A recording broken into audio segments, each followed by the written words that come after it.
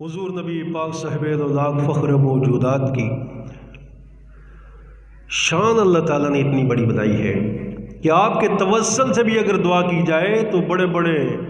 بڑے کام ہو جاتے ہیں۔ مدینہ شریف کے اندر ایک آدمی فوت ہو گیا، نوجوان آدمی، اس کو غسل دیا گیا،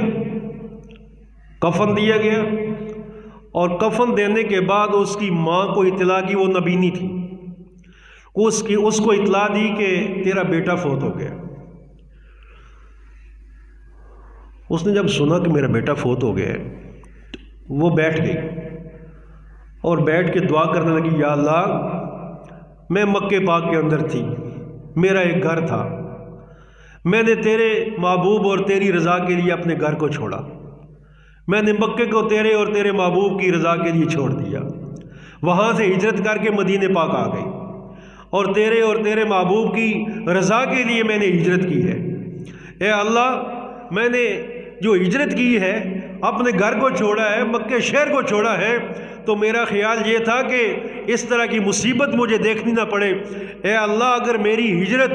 تیرے اور تیرے رسول کی رضا کا سبب ہے تو اے اللہ میرے بیٹے کو زندہ کر دے۔ صحابہ فرماتے ہیں وہ نوجوان آدمی وہ بیٹھ گیا، کفن اتارا اس کا، اس نے کپڑے پہنے، اور اس بچے نے ہمارے ساتھ بیٹھ کر کھانا کھایا۔ ماں کی دعا، وسیلہ حضور علیہ الصلوۃ والسلام کا، ماں کی دعا اور وسیلہ حضور علیہ الصلوۃ والسلام، دونوں ہی عظیم چیزیں ہیں۔ ماں کی دعا بھی بڑی عظیم ہے اور وسیلہ مصطفیٰ بھی بڑا عظیم ہے۔